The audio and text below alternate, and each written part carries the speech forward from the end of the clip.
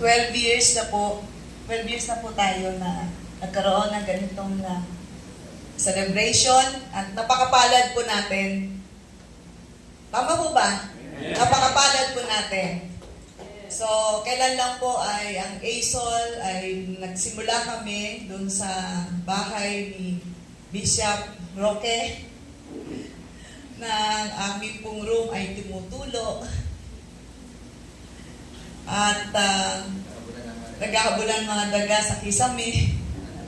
Pero ngayon, tunay na ang nakipag-isa kay Kristo at patuloy pong naglilingkod sa Diyos ay andun po ang pangako niya na kaya po siya napunta rito para bigyan tayo ng buhay na ganap kasi siya ang maunlad na buhay. At yan po ay naranasan po talaga ng pamilya Bishop Roque at maging po yung mga estudyante na noon pa. Hanggang ngayon din ay nag-graduate na ngayon ng doctorate mga estudyante ko. So congratulations muli sa inyong lahat. And masasabi ko today is the presentation of your perseverance, your commitment to excellence. Wala mang amen dyan. And the countless hours of dedication that have brought you to this moment. You have faced challenges, kaya sabihin mo sa katabi mo, push behind the needs. Marami bang challenge? Meron pa yan. Hanggat meron challenge, may pag-unlad. Hanggat meron challenge, papogi ng papogi at paganda ng paganda. Amen? At palakas ng palakas. Yes. Kaya nga marami din mga senior citizens dito, nag-graduate. Wow. So malakas na palakpak sa Panginoon. Kasama ko ngayon din yung sa Bagumbong. Ilan po kami senior doon? 4. Kaya congratulations sa 5 graduate from Bagumbong. Pwede bang bigyan sila ng malakas na palakpak? And proven that hard work and determination along the God's provision lead to success. As we step into the next phase of this exciting journey as a servants of God, remember that excellence is not a destination but a lifelong pursuit.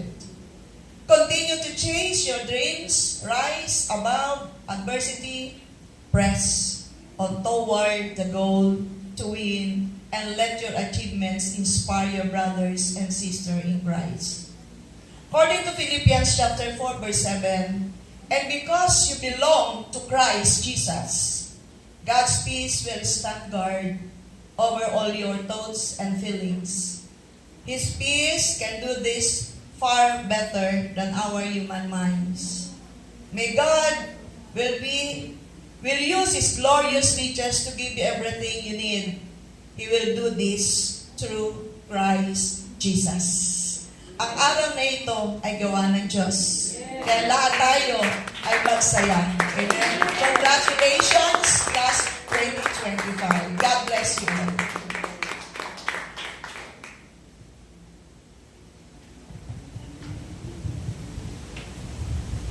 Congratulations. Thank you, Lord. Palakpakan natin ang Panginoon. To God all be the glory.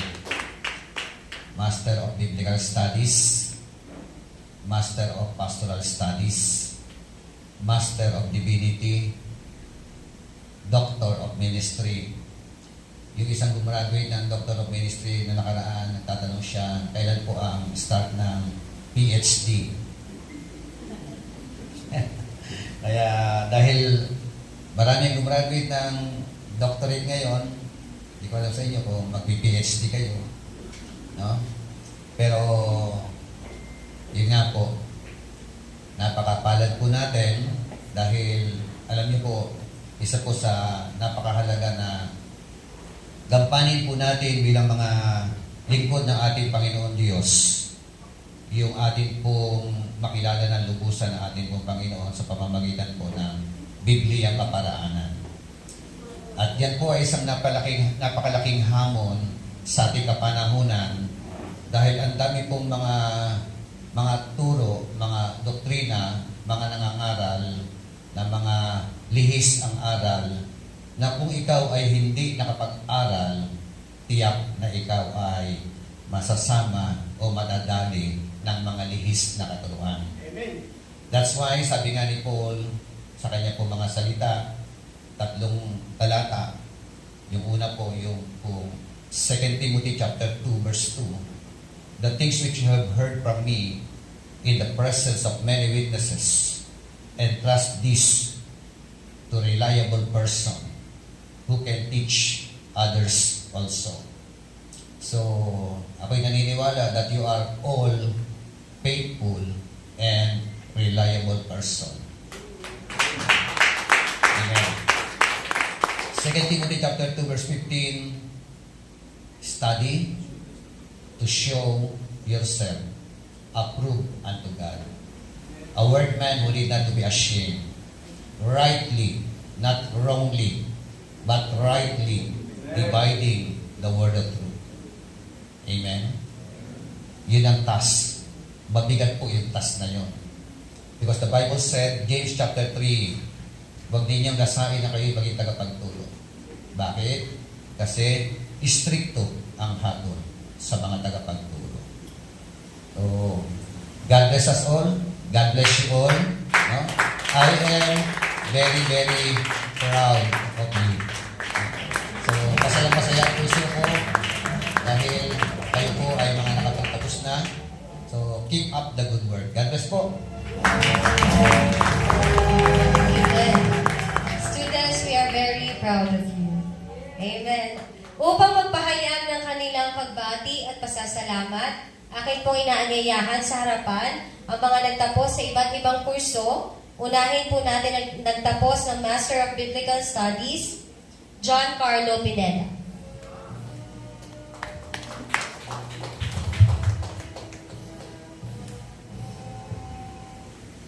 Mapagpalang hapon po sa lahat. Lubos po ako nagpapasalamat dahil may isang salita akong natanggap mula sa Panginoon. Yun yung pandayan. So, ang life verse ko kasi is yung Psalms 23. Specifically po yung verse 3 and 4. Sabi po dito, He restored my soul, leaded me in the paths of righteousness for His name's sake. And pagdating sa verse 4, yeah, though I walk through the valley of the shadow of death, I will fear no evil, for thou art with me. Thy rod and thy staff, they comfort me. So, binigyan po ako ng tapang ng Panginoon. Pero hindi mabubuo yung tapang sa paglilingkod sa Panginoon kung wala akong bala na sasabak ako sa gera. So, ako po ay naganak kung saan ako magiging hasa. Ang espada ko, ang palakol ko ay mahahasa. So, ayun po yung naging dahilan sa akin para pumunta po kay Bishop upang mag-aral sa Ason. So, ayun po. Sabi rin po kasi sa Ephesians 6:12, alam ko rin po kasi na we wrestle not against flesh and blood. Hindi na po tayo nakikipaglaban against sa tao kung sino man, but we wrestle against principalities, against powers, against the rulers of darkness of this world, against spiritual wickedness in high places. And kung babalik po tayo ng basa sa pagdating sa Ephesians 6 verse 11, sabi po doon, put on the whole armor of God, that ye may be able to stand against the walls of the devil. So, yun po, isa pong malaking pandayan ang Ason. At hindi ko naman po sinasabi na ang ibang tao o ibang school ay hindi naging pantayan sa akin. Ito po ay karagdagan upang ako'y mahasa sa kung ano man po ipapagawa sa akin ng Panginoon sa pagpapatuloy ng aking buhay. Ganyan din po, naway ang bawat isa sa ating mga graduate ay maging espada na hasa na sa bawat araw ay hinahasa tayo ng Panginoon at pinipili natin hasain tayo ng Panginoon sa pagpapatuloy ng ating buhay para sa Kanyang ministeryo at kingdom. Yun lang po. Salamat po sa lahat. Congratulations po sa atin. Amen. At upang magpahayag ng kanyang pagbati at pasasalamat, inaanyayahan ko po ang isang mag-aaral mula sa Master of Pastoral Studies, Jose Miller Reyes.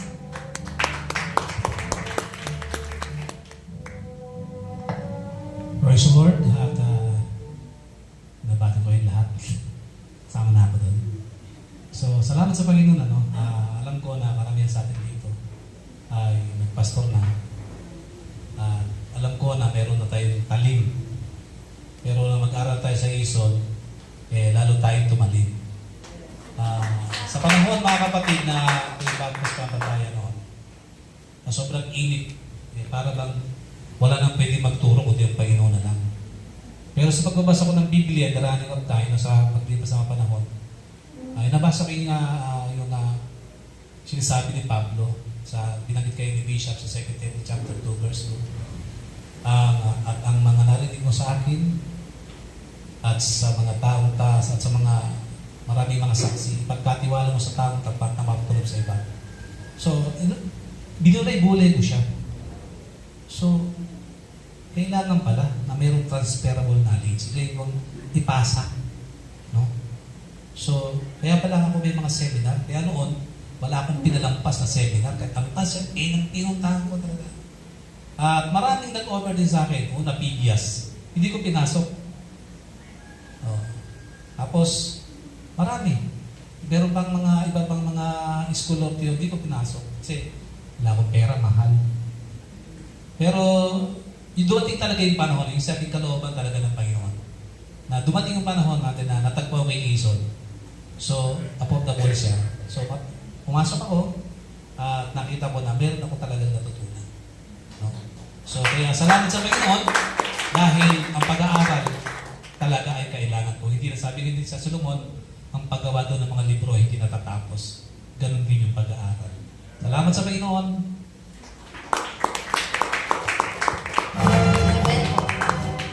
Ating muling pakinggan ang kanyang pagbati at pasasalamat sa nagtapos sa Master of Divinity, Eduardo Villamor.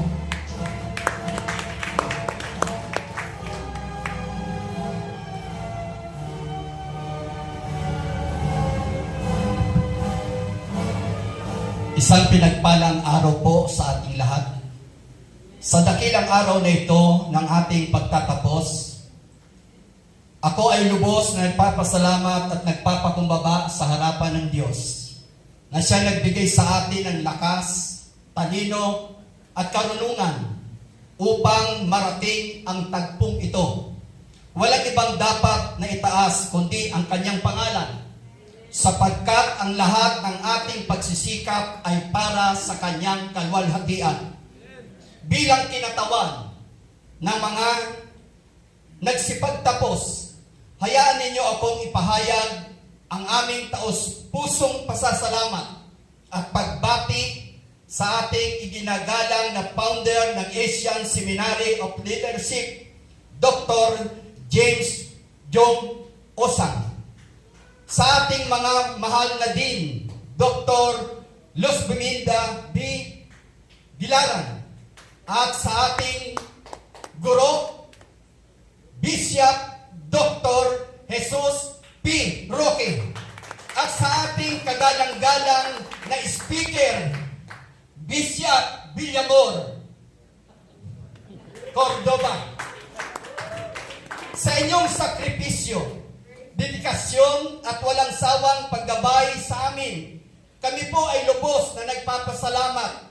Gayun din, isang taos-pusong pagbati at pagpapasalamat sa lahat ng mga panauhin, guro at tagapamahala ng seminaryo na naging bahagi ng aming pagtatapos. At higit sa lahat, sa aking mga kapwa nagsipagtapos, isama ko na po yung mga nasa online. Binabati ko kayo sa ating tagumpay na bunga ng ating pagtityaga at pagpapagan. Ang tema ng ating pagtatapos, Perseverance to Strive for Excellence, o pagtityaga at pagsisikap tungo sa kahusayan, ay isang mahalagang paalaala sa ating lahat. Sa loob ng ating pag-aaral sa Asian Seminary of Leadership, naranasan natin ang maraming pagsubok. Amen ba? Oras na kulang sa pagitan ng ministeryo, pamilya at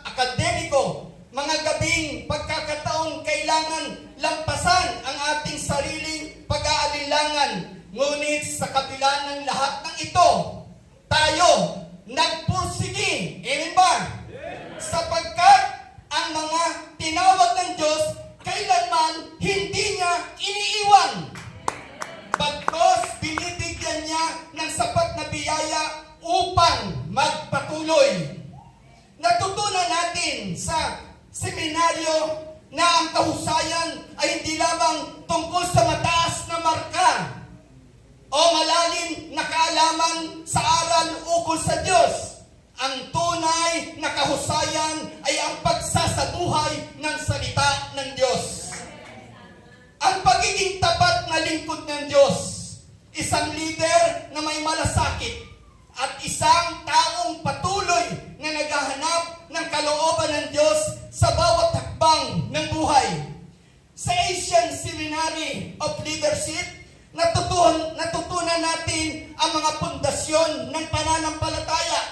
Amen. Ang tamang pagpapaliwanag ng salita ng Diyos, ang hermeneutics, ang bisa ng epektibong pangangaral, ang homiletics, at ang kahalagahan ng tamang pamamahala sa ministeryo, sa pastoral leadership. Nandiyan pa ba kayo? At marami pang iba. Ngunit higit pa rito, natutunan natin ang kahalagahan ng pagpapakumbaba. Bilang isang lingkod ng Diyos na sumasangguni sa Diyos bago gumawa ng desisyon at ng pagmamalasakit sa bawat kaluluwa na pinagkatiwala sa ating pangangalaga. Ang ating pagtatapos ay hindi katapusan, kundi simula ng isang mas malaking hamon. Tama po ba? Sa ating paglabas, patuloy nating isa sa buhay ang ating natutunan sa ating simbahan, sa ating pamilya, at sa ating komunidad. Hindi tayo dapat mawalan ng tiwala o magbaliwala sa panawagan ng Diyos. Tinawag upang ipahayag ang mabuting balita ng kaligtasan sa pamamagitan ng ating buhay pangangaral. Mga kapwa ko, nagsipagtapos. Andiyan pa ba kayo?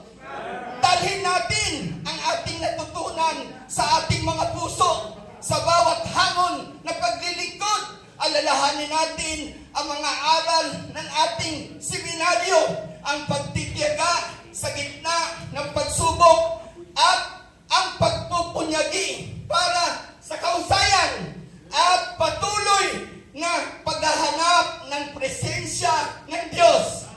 Tayo nawa ay maging tapat sa panawagan ng Diyos, patuloy sa pagtitiyaga, magsikap para sa kahusayan, hindi para sa ating sariling kapurihan, glory to me, kundi para sa kalwalhatian ng Diyos. Purihin ang Panginoon. Maraming salamat. Pagpalain po tayong lahat. Amen. Salamat po, Pastor Ed. Nasaksihan natin, naramdaman natin ang taos-pusong pasasalamat mula sa ating estudyante. At last but not the least, inaayayahan ko po sa harapan para magbigay ng kanyang pagbati at pasasalamat a graduate of Doctor of Ministry, Erlinda Pineda.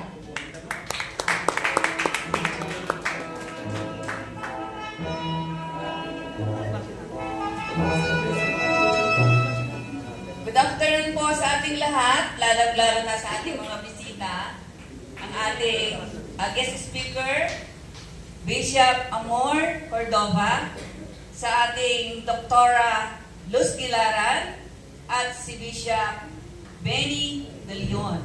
Magandang hapon po. At magandang hapon po sa aking mga co-graduates. Ngayong hapon ay alam ko na masaya tayong lahat kasi iniintay natin to para makita natin na magmamarcha tayo at tanggapin natin ang ating mga diploma sa ating mga tinapos. Unang-una, gusto kong magpasalamat sa ating Diyos. Na siya nagbigay sa atin ng lakas. Siya nag-provide sa lahat ng pangangailangan natin upang makapagpatuloy tayo sa ating pag-aaral sa kanyang salita. Binibigay ko sa kanya ang pinakamataas na parangal at pasasalamat at papuri dahil sa kanyang kabutihan sa atin. Salamat din kay Bishop Roque sa patuloy na kanyang pagtuturo sa atin. Okay. Binibigay niya yung buong panahon niya para magkaroon ng mga mahuhusay na manggagawa sa upasan ng Panginoon. Thank you, Bishop, for your dedication and teaching. Okay, you guided us with patience and wisdom that prepared us para po harapin namin yung mga bagay na binigay ng Diyos sa amin sa kanyang gawain. Maraming salamat po. Malaking parte po ang ginawa niyo sa aming buhay dahil nandyan kayo upang kami ay gabayan at turuan. Salamat po. At nagpapasalamat din ako sa aking senior pastor, Pastor Marlon Mulaon. Nung una, ang sabi lang niya sa amin, Ate Linda, baka gusto niyong mag-sit-in, maganda yung lesson. Sige po, 3 kami, sige po. Hanggang dumating sa panahon na nagustuhan ko na mag-aral. At parang bumulong sa akin ang Panginoon. Hindi lang parang, pero parang nag-flash sa isip ko. Sabi niya, Erlinda, wala nang dahilan para hindi ka mag-aral. Kasi totoo, when I was in high school, talagang sinabi ko, Lord, huwag mo akong kuhanin pastor. Gusto kong maglingkod sa'yo, pero huwag mo akong kuhanin pastor. Kasi gusto kong mag-aral. So, di ganon. Pero, nung dumating ako ng 58, nag-start ako mag-aral. So, nag-graduate ako ng MABS. 60 na ako. Ay, senior na ako nung nag-graduate ako. Nag-graduate ako ng Master of... Ano ba yung tumunod natin? Divinity ay 62 na ako. Ngayon po ay 66 na ako. So, 6 years po yung binuno ko para matapos ito. Tuwing mag-e-enroll ako, sabi ng asawa ko, ha? Mag-e-enroll ka ulit? Walang katapusan. Sabi ko, oo, maging masaya na lang kayo sa akin. Kasi nag-aaral ako para sa Panginoon to, para mas magamit tayo. Yun. Salamat sa pagpupus din ni Pastor kasi nga, yun nga nagpatuloy kami na mag-aral at may nakasama siyang mga pastor na nakatapos. Meron din po kami kasamang pastor na now, she is 82. Kaya lang hindi namin nakakasama sa mga ganitong gathering kasi siyempre may edad na siya. Hindi na siya pinapayagan na lumabas lagi. At salamat sa Panginoon dahil sabi ko kanina hindi ako luluha eh.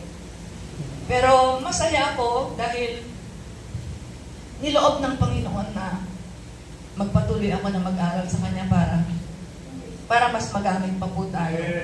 At yung anak ko, na nasa harapan ko, gabi-gabi, gabi-gabi po, pinililihens ko yan. Hindi niya alam yun.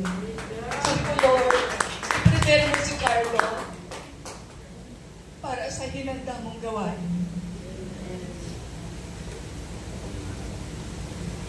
Sabi ko, Lord, hubugin niyo si Carlo para magamit mo siya. At nagpapasalamat ako, inuloy naman niya yung kanyang pag-aaral. At alam ko isang araw, gagamitin siya ng Panginoon. Sa aking mga co-graduates, congratulations sa ating lahat. Marami pong pagsubok na dumating sa atin o pwedeng dumating pa sa atin. Minsan mabigat, Minsan ang iba umaatras. Pero tayo, alam ko, matatatag na tayo kasi kasama natin ang Diyos. Pero kung dumating man yung panahon na medyo manlupay-pay tayo, hindi po tayo nag-iisa. Kasama natin ang Diyos. Masanay na tayo sa mga problema. Di ba? Sanay na tayo eh. Kaya lalo pa tayong masanay para mas maging matatag pa tayo at makapagpatuloy tayo sa paglilingkod sa ating Panginoon. Hindi mahalaga. Oo, mahalaga itong mga tinapos natin. Pero sa Diyos, mas mahalaga po yung ibinibuild natin na karakter ng isang servant para maglingkod sa Kanya. Ang laging tinitignan ng Panginoon, tandaan natin, tumitingin siya sa puso natin. Okay. Nilanais ng Lord yung puso na mapagpakumbaba sa lahat ng pagkakataon. At pag-ibig sa gawain, pag-ibig sa kaluluwa. Kaya manatili po tayo na ano man po yung natapos natin, nakamit natin ay manatili tayong mababa, magpakumbaba. At manatili yung ating desire na maglingkod sa Panginoon para sa mga kaluluwa na ibibigay pa ng Diyos sa atin. Lagi natin iisipin na ang Diyos ang nagmahal sa atin, ang Diyos ang tumawag sa atin.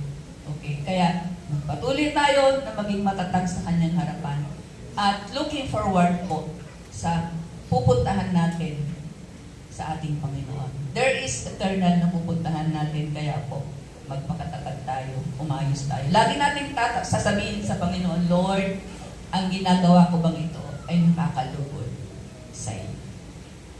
Salamat po for giving this opportunity na magsalita ng kaunti sa inyo at patuloy na gamitin natin ang ating mga natutunan. Patuloy natin na pag-usahin ang ating mga natutunan at dagdagan pa natin hanggang tayo ay humarap sa Panginoon. Okay. Salamat po.